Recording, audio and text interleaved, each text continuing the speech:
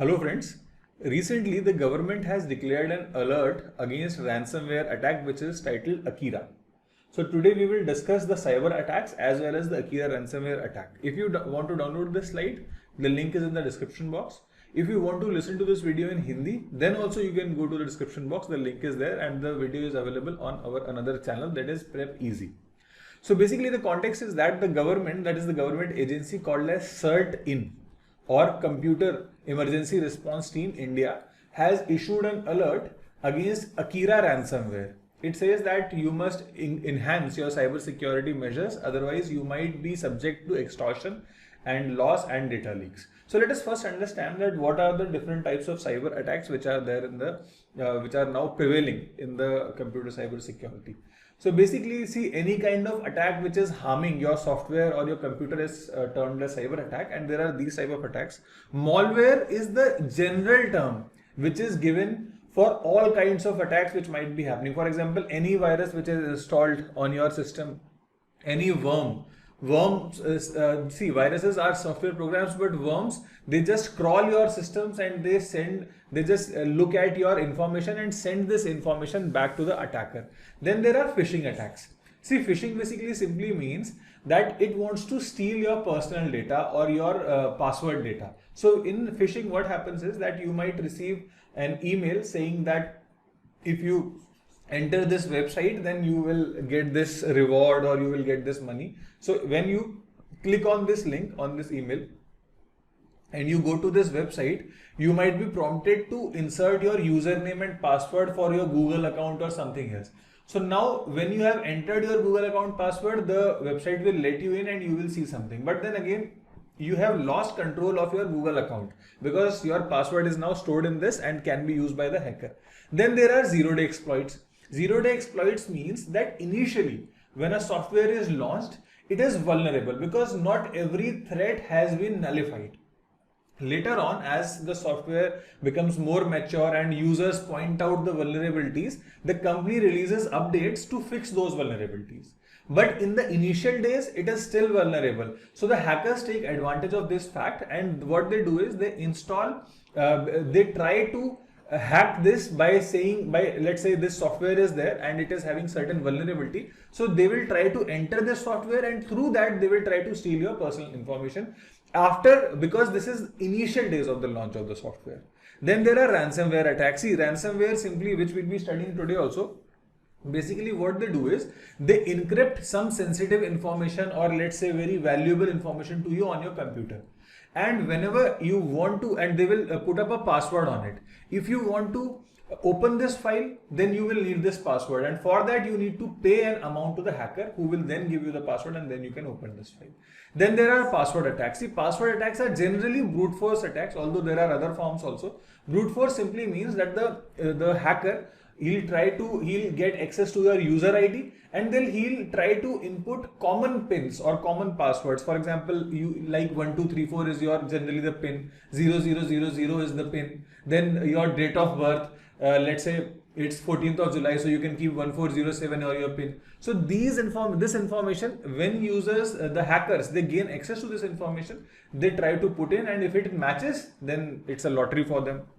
Similarly, sometimes we keep password as our password, which is not a good thing. Then there are DOS attacks and DDoS. Now let us understand DOS. DOS simply means denial of service attack. What is denial of service? See, basically this you can understand through the example of IRCTC. So if you want to book a railway ticket, you had to log into IRCTC. Now this website has improved very much, but earlier, probably 2-3 years ago, this website was not very good because at let's say 8 AM, the Tatkal booking opens. So as and when it opened, the website, it went out of function. It was so much, it started malfunctioning because there are so many users who simultaneously log into the website. So there is huge load and the website is unable to cater to this demand. So this is the similar attack, denial of service attack. That is the same principle it works on. Whenever you launch a website, a user, they will open many connections to this website simultaneously. So your website cannot handle this load and it will crash.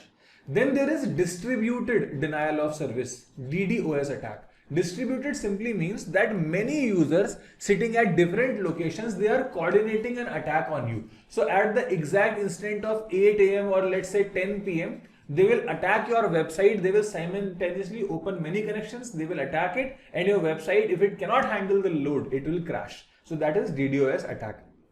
Then we have the DNS spoofing. DNS basically, it is the domain name server. So whenever we want to visit a website, we must enter the website name. For example, you want to see prepezee.com. So you must enter this in your browser. So this is prepezee.com. Now some other website might be having this same thing and they will try to spoof this. For example, see, some website might tell you that you can visit prepez.com,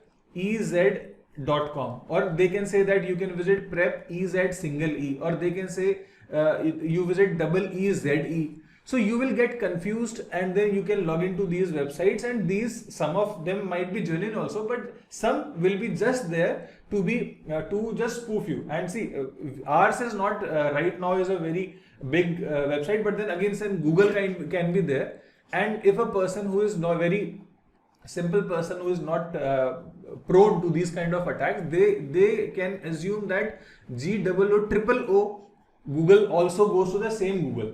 They can also GOGLE they can use. Then again they can use GOOGAL, and that is DNS spoofing, because it will be showing a different website, but then it is actually, the name is confusing. They are just using the confusing nature of the name. Then there are man in the middle attacks. In this, when let's suppose I am a user, I am trying to access this website. Then a hacker will come in between. You are communicating with the website, but now the hacker has come in between. So when you are sending any data, first the hacker is receiving it, and then he's trying to input this in this website. For example, let's suppose I want to book a ticket on IRCTC. Now somehow this hacker comes in between, and now he's displaying the data which is there in this. But when I am entering my payment details, then now this hacker gains the access to my credit card number also, the CVV number also, my name also, and the expiry of the credit card. Then they can use this payment information to log in into some other website and do this spending, and I will lose money. And that is the man in the middle attack. Then there are Trojan horses. Trojan horses simply mean that these are softwares or viruses which are disguised as some other program. For example, let's say I am downloading MS Office, MS Word, MS Office, MS Excel, whatever on my software, on my computer. But when I am downloading it, I did not purchase it from the actual website. I purchased it from a fraud website. So instead of MS Office, apart from MS Office, or instead of MS Office, there is another software which is a virus. So when I am clicking this MS Office, this virus is getting installed on my system, and then it is leaking my personal information. Then there are SQL injection attack. See, SQL is basically database. So whenever, let's say, you are logging into any website, for example, let's say you are logging into Flipkart or Amazon.com. So Amazon, this website is having your personal data. You have entered your name, your date of birth, your address, your credit card details, your UPI details, everything is there. So this is stored in a database. Now, if the hacker, they insert some kind of SQL code which can then expose this database details, so they can see your database also, that is your personal details also, and they can also try to modify this so that the website also loses credibility. Then there is cross-site scripting. Cross-site simply means that the hacker, they will install some malicious code on your system, and when you are trying to enter this website, you will accidentally put this code on this website. For example, let's say this is a website. Let's say this is makemytrip.com. So what I am doing is I am trying to look for a holiday on this website. So let's say this is the field, this is the search field, and I enter Goa.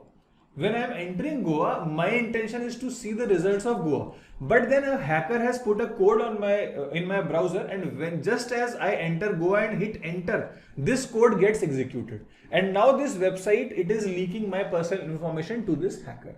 So then there are birthday attacks. See, birthday attack is a technical term. What happens is, it basically functions on the probability of how many people in a given group, they are having the same birthday.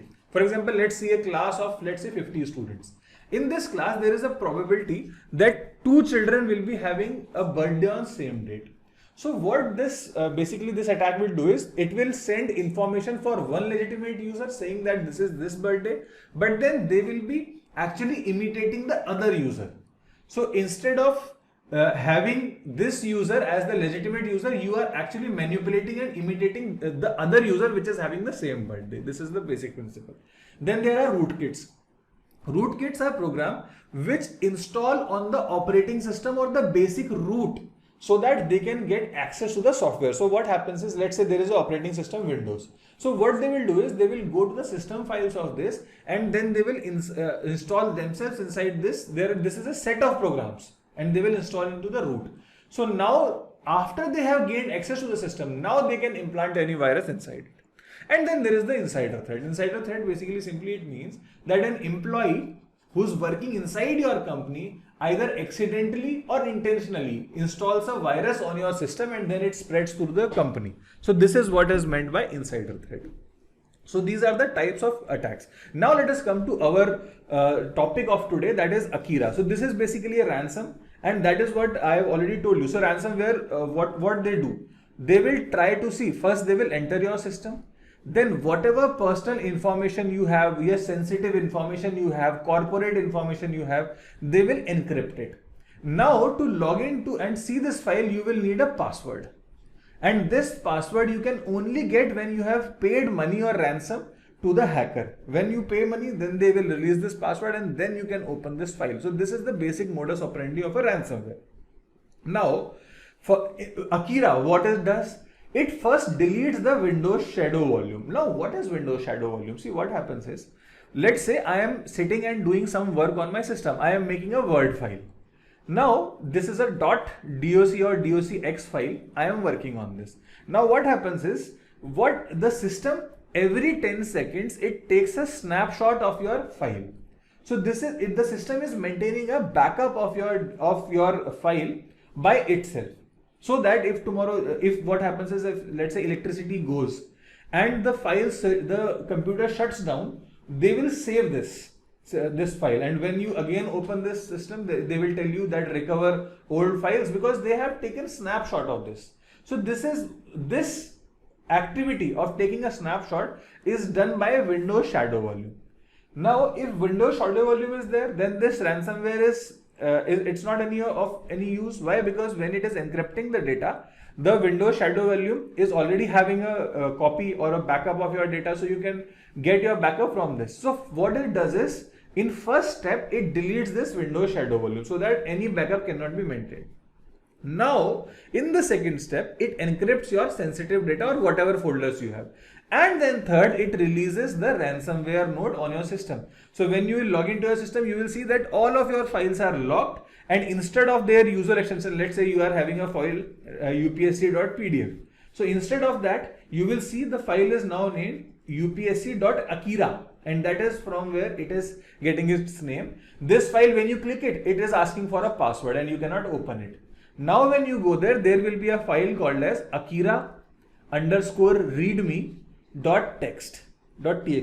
When you open this file opens, and there you read that your system has now been hacked and you cannot contact police also, and whatever you do, you will be subject to this or that. And if you want to open your sensitive files, you can log in into this website, and here is your password. So now you log in into this website where you enter your password, and as you enter your password, a box opens where you can chat with the hacker. Now now you are negotiating with the hacker. So the hacker will tell you, you can pay me 2 crore rupees, 5 crore rupees, and then I will give you the password. So now you are asking for that, and then at that time, if you get this password, if you choose to pay, then now you can go again, enter this password, and then you can open your sensitive files. So this is how this Akira virus gets its name, because it stores all the files with the extension name .akira. The Akira, this ransomware, it is very intelligently developed because it shuts down all the security architecture of your computer system. That is the Windows, the security files, the antivirus files, all of them will be shut down. However, the Akira ransomware, it will not shut down the stability or the system files, like any file which is having .sin extension, .exe extension, .msl extension. These files will be left out. The recycle bin, it will not be encrypted. The boot volume, it will not be encrypted. So this is though the system is actually, it is not encrypting these files, it is only encrypting those files which it needs to encrypt and from which it can get benefits. The Akira ransomware, it affects both Windows as well as Linux devices also. So most of the devices which are there in the global this industry, they are not industry but also our households, they are also vulnerable to the Akira. How does it spread? See, generally, as I told you, phishing emails, it is spreading through the phishing email. So what happens is, basically you get an email. In this email, it is written that if you want to see the latest list of movies, or if you want to see the let's say what is the latest games or game scores, or anything which is interesting to you, it will send this email to you, and it will give you the link that if you want to download this folder, you click on the site. Let's say an email comes to you that if you want to see this UPSC material, it is attached in the zip file. So you open this material, and the zip file, when you download it, you click it, the file then spreads, and it is actually a virus. It was not the UPSC material. So this is how it happens.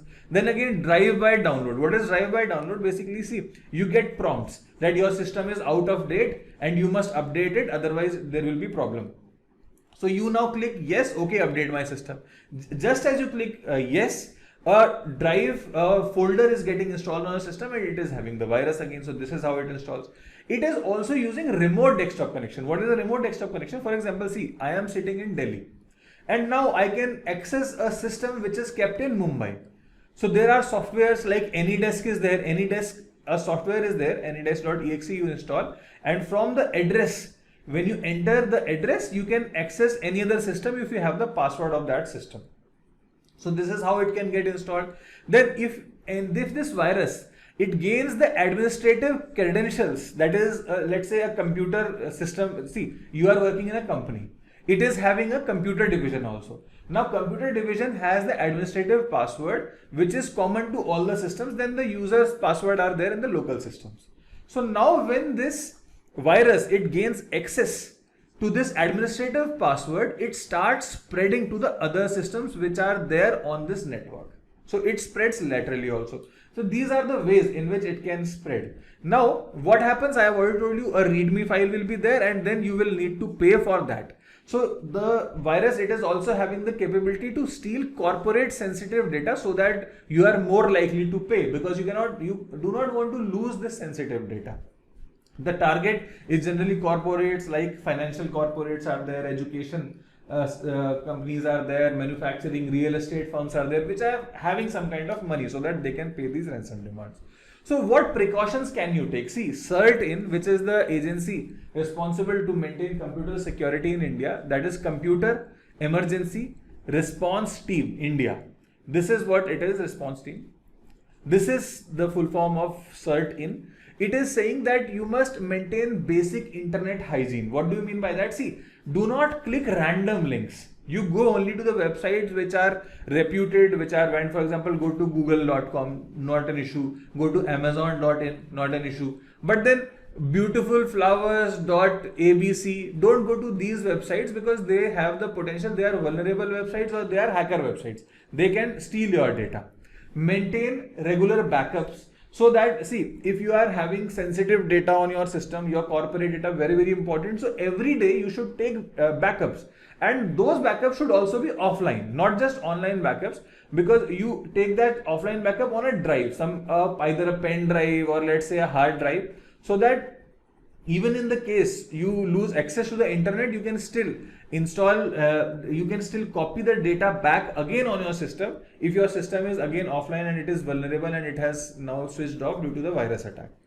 Also, you must update your operating system and app. See, we take this for granted that even if we don't update, that is not an issue. But this is not actually true. What happens is the companies, the software companies, they are also on the lookout on different viruses. So whenever they see a virus and it has the potential to enter into your operating system or an app, they will try to update the basic code, the security architecture of the operating system or the app. So Windows, it is regularly receiving updates, releasing updates. Why? Because it knows that the virus, they are infecting the systems.